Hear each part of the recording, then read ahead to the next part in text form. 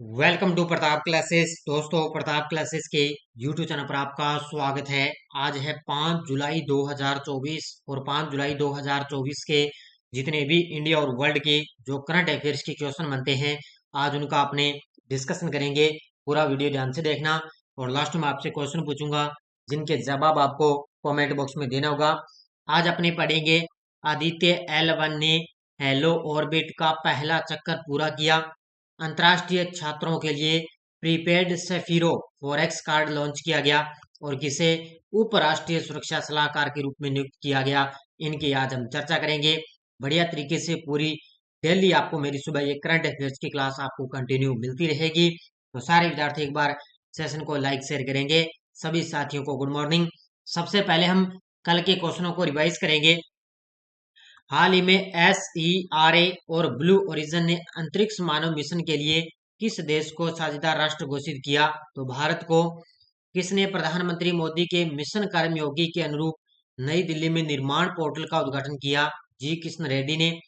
Jordan में under 23 एशियाई कुश्ती चैंपियनशिप 2024 में भारत की किन महिला पहलवान ने स्वर्ण पदक जीता? तो मीनाक्षी, पुष्पा यादव और प्रिया मलिक ने स्वर्ण पदक जीता। भारत और मंगोलिया की सेनाओं के बीच संयुक्त सैन्य अभ्यास नोमैडिक एलिफेंट का 16वां संस्करण किस राज्य में शुरू हुआ? मेघालय में। भारतीय सेना ने संयुक्त सैन्य अभ्यास मैत्री किसके साथ प्रारंभ किया? थाईलैंड के साथ। भारतीय वायुसेना प्रमुख VR चौधरी ने किस शहर में हथियार प्रणाली स्कूल का उद्घाटन किया? हैदराबाद में। और यूरोपीय परिषद का अध्यक्ष कौन बना है? तो आगामी 6 महीने के लिए हंगरी है वो यूरोपीय परिषद का अध्यक्ष बना। ये थे कल के क्वेश्चनों का रिवाइज हमने कर लिया। डेली आपको टेस्ट कंटिन्यू मिलता जा रहा है। वार्षिक करंट की टेस्ट सीरीज में डेली लाइव क्लास का टेस्ट, वीकली टेस्ट और मंथली टेस्ट आपको कंटिन्यू दिया जा रहा है। तो बढ़िया तरीके से आप ये टेस्ट सीरीज ज्वाइन कर सकते हो। तो ये RPSC RSM द्वारा पूछे गए ओल्ड क्वेश्चनों की टेस्ट सीरीज है। इसके अंदर पीछे जो आए हुए एग्जाम में है सभी के सभी क्वेश्चन इसके अंदर डाले हुए हैं। तो ये टेस्ट सीरीज ले सकते हो। और इसके अलावा अपनी शिक्षा मनोविज्ञान की ऑनलाइन टेस्ट सीरीज चल रही है ऐप के अंदर। First grade, second grade, REET level 1, REET level 2, PTI CTET exam सभी के लिए टॉपिक वाइज आपको अलग से शिक्षा मनोविज्ञान के टेस्ट सीरीज आपको दिए जा रहे हैं। तो ये आपके लिए टेस्ट सीरीज रामबाण साबित होगी। 1 साल की वैलिडिटी है, आपका पूरा अभ्यास यहाँ पे हो जाएगा। तो ये टेस्ट सीरीज ज्वाइन कर लेना। स्टार्ट करते हैं आज की करंट अफेयर्स की क्लास। सारे विद्यार्थी एक बार सेशन को लाइक शेयर करेंगे। आपके सामने पहला क्वेश्चन देखो। आदित्य L1 ने हेलो ऑर्बिट का पहला चक्कर पूरा किया है। इसरो द्वारा इसको कब प्रक्षेपित किया गया था? इसरो ने चंद्रयान 3 को प्रक्षेपित किया था। किसके लिए? चंद्रमा पर खोज के लिए किसी प्रकार की। और ये आदित्य L1 ने किसके लिए? सूर्य का अध्ययन करने के लिए इसरो द्वारा इसको लॉन्च किया गया था। लेकिन अब इसने आदित्य L1 ने हेलो ऑर्बिट के अंदर अपना पहला चक्कर पूरा कर दिया है। तो इसको इसरो द्वारा इसको कब प्रक्षेपित किया गया था? तो 2 सितंबर 2023 को, यानी कि 2 सितंबर 2023 को आदित्य L1 को लॉन्च किया गया था। तो चंद्रयान 3 है उसको 14 जुलाई 2023 को लॉन्च किया गया और उसने 23 अगस्त 2023 को चंद्रयान ने चंद्रमा के दक्षिण ध्रुव पर सफल लैंडिंग की। और 2 सितंबर 2023 को आदित्य L1 को लॉन्च किया गया था। अब इसने हेलो ऑर्बिट का पहला चक्कर पूरा कर लिया है।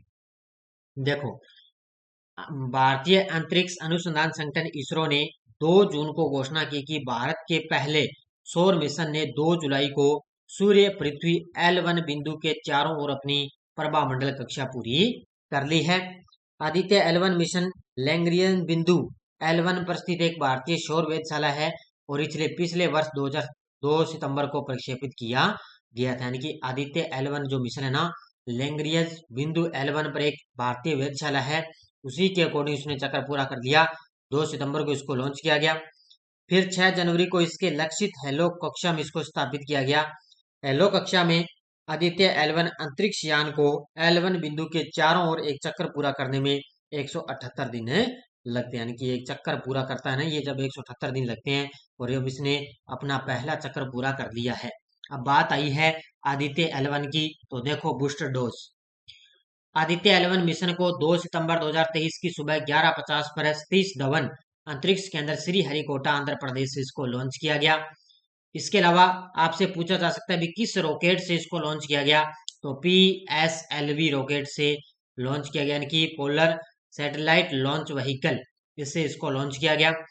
आदित्य L1 मिशन लॉन्चिंग के ठीक कितने बाद यह अपने पॉइंट L1 पर पहुंचा, तो 125 दिन बाद। और आदित्य L1 मिशन के साथ कितने पेलोड भेजे गए थे, 7 पेलोड भेजे गए थे। तो ये कुछ चीजें थी आदित्य L1 से। बाकी मैंने उसी समय अलग अलग मैंने यहाँ पर क्लास दी थी आपको, बढ़िया तरीके से आपको मैंने पूरी डिटेलें करवाई है। किस देश ने जिनेवा में स्थायी प्रतिनिधि स्तर की बैठक में कोलंबो प्रोसेस के अध्यक्ष के रूप में अपनी पहली बैठक की अध्यक्षता की है? ये क्वेश्चन मैंने करवा दिया है। तो अभी हाल में जिनेवा के अंदर स्थायी प्रतिनिधि स्तर पर बैठक हुई है कोलंबो प्रोसेस के अध्यक्ष के रूप में, और इस बैठक की अध्यक्षता की है अपने देश भारत ने। यानी कि कोलंबो प्रोसेस की स्थापना के बाद पहली बार है वो भारत ने इसके अंदर बैठक की अध्यक्षता की है। किसने? भारत देश के अंदर बैठक हुई कहां पर है? जिनेवा के अंदर यहाँ पर स्तर की बैठक हुई है। भारत ने जिनेवा में स्थायी प्रतिनिधि स्तर की बैठक में कोलंबो प्रोसेस के अध्यक्ष के रूप में अपनी पहली बैठक की अध्यक्षता की, जो क्षेत्रीय प्रवासन सहयोग में एक महत्वपूर्ण क्षण है। 12 एशियाई सदस्य राज्यों वाला कोलंबो प्रोसेस प्रवासन प्रशासन और विदेशों में रोजगार के अवसरों को बढ़ाने पर केंद्रित है। तो ये 12 एशियाई जो सदस्य राज्यों वाला है कोलंबो प्रोसेस है, उसी के अकॉर्डिंग है भारत ने पहली बार इसकी अध्यक्षता की है। हाल ही में मार्क्स ने नारावादा अध्ययन के लिए प्रथम के सरस्वती अम्मा पुरस्कार किसने जीता है? हाल ही में मार्क्स ने नारावादा अध्ययन के लिए प्रथम के सरस्वती अम्मा पुरस्कार किसने जीता? तो ये जीता है पी गीता ने। Option number B. ये देखो तस्वीर में आप देख सकते हो, ये है पी गीता, और इन्होंने मार्क्स ने नारावादी अध्ययन के लिए प्रथम के सरस्वती अम्मा पुरस्कार इन्होंने जीता है। तो इसका उत्तर हो जाएगा ऑप्शन नंबर बी।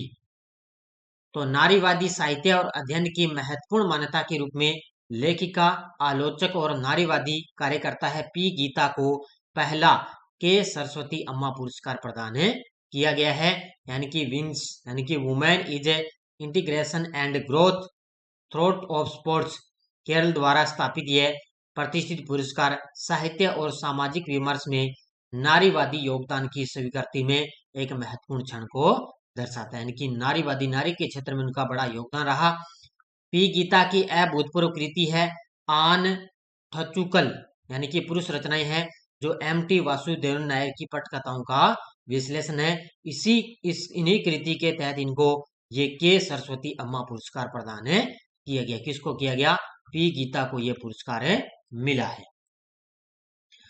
हाल में T20 अंतरराष्ट्रीय में ICC विश्व नंबर 1 ऑलराउंडर का दर्जा पाने वाले पहले भारतीय पुरुष क्रिकेट खिलाड़ी कौन है?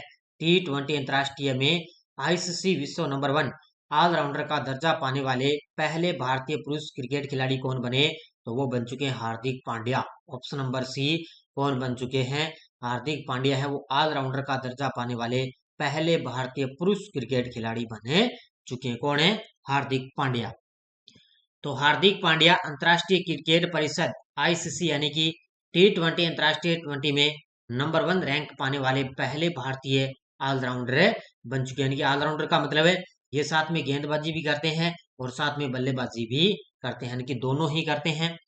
3 जुलाई 2024 को जारी ICC रैंकिंग के अनुसार हार्दिक पांड्या को श्रीलंका के कप्तान वानिदु हसरंगा के साथ नंबर 1 स्थान दिया गया। वेस्टइंडीज और अमेरिका में हाल ही में संपन्न हुए 9वें ICC पुरुष विश्व कप में हार्दिक ने 48 की औसत और 151 की स्ट्राइक रेट से 144 रन बनाए और 11 विकेट भी हासिल किए थे। देखो साथ में रन भी बनाए और साथ में विकेट भी लिए, और ये एला जैसो ITT T20 क्रिकेट में नंबर 1 बनने वाले ये पहले भारतीय ऑलराउंडर बन गए। कौन है? हार्दिक पांड्या। हाल में किस बैंक ने अंतरराष्ट्रीय छात्रों के लिए प्रीपेड सेफिरो फॉरेक्स कार्ड लॉन्च किया है? हाल ही में किस बैंक ने अंतरराष्ट्रीय छात्रों के लिए प्रीपेड सेफिरो फॉरेक्स कार्ड लॉन्च किया? तो वो किया है ICICI बैंक ने। ऑप्शन नंबर 1 है। किसने?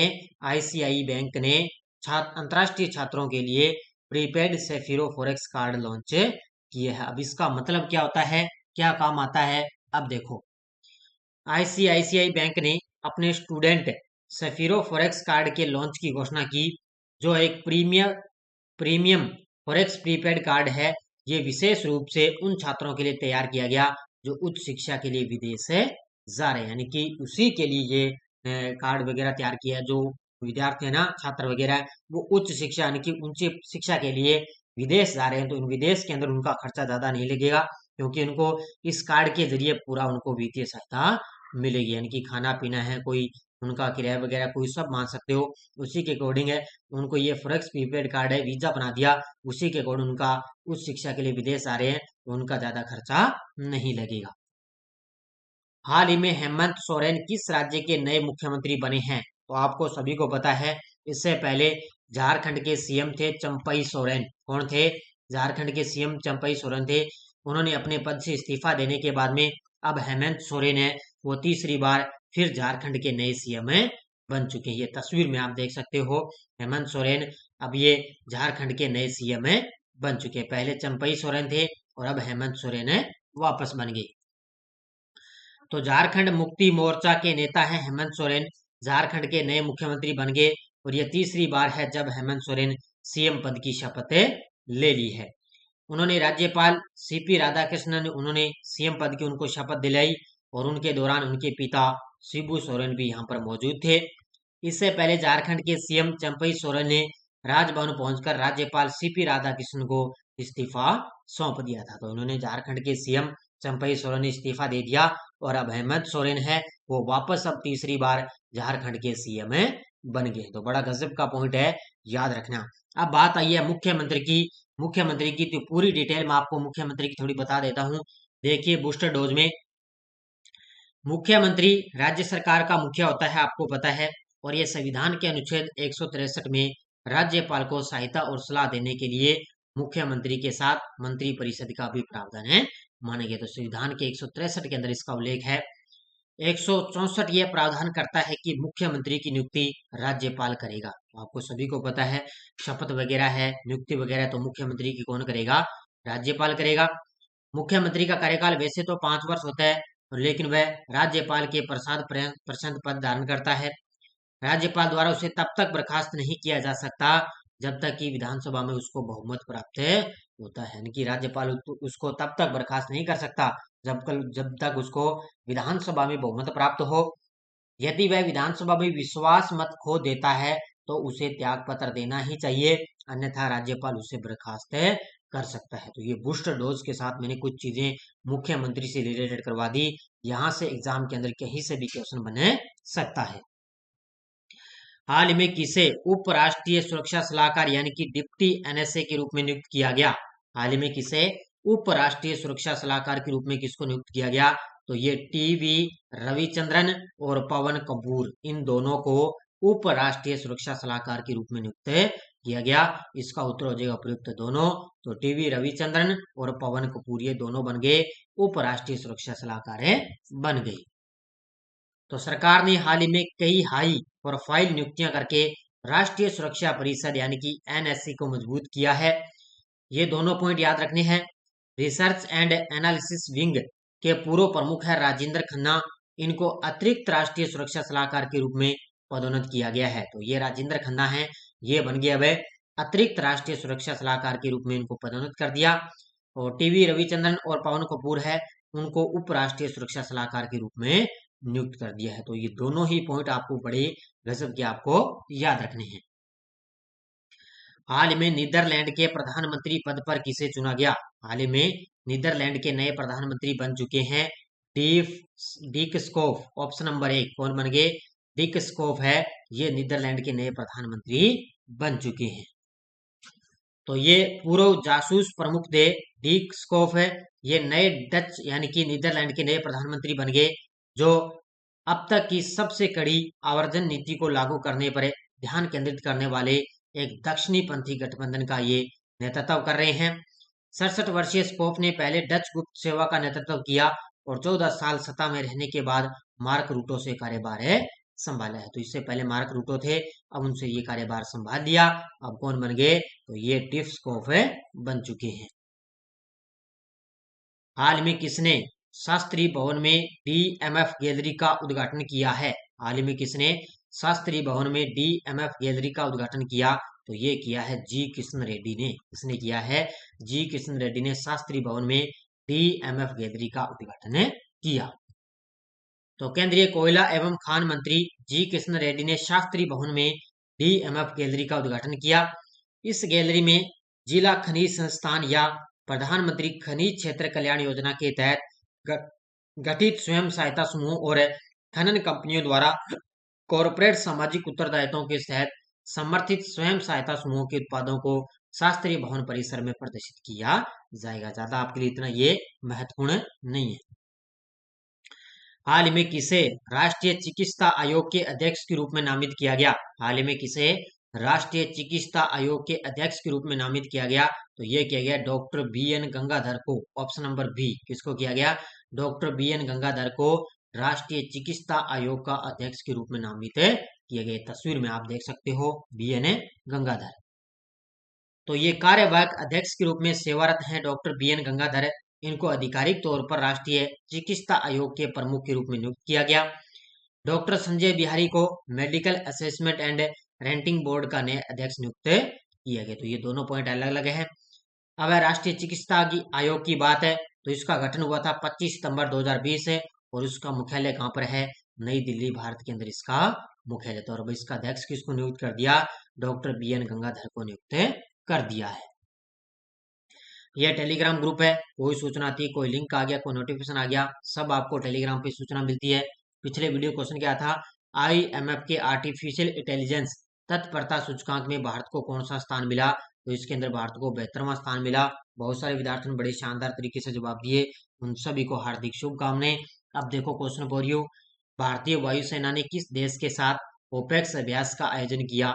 मिस्र, सऊदी अरब, UAE, फ्रांस। इसका जवाब आपको कमेंट बॉक्स में देना है। ये थी आज की अपनी करंट अफेयर्स की क्लास। सारे विद्यार्थी वीडियो को जाते जाते लाइक शेयर करते रहना। और इसके अलावा LDC वगैरह CET की स्पेशल अपनी 1 साल की वैलिडिटी है। स्पेशल अपनी करंट अफेयर्स की टेस्ट सीरीज ये चल रही। तो इंडियन पॉलिटी की है, फर्स्ट ग्रेड की स्पेशल भारत राजस्थान है, तो ये भी आप ज्वाइन कर सकते हो। तो धन्यवाद। जय हिंद, जय भारत।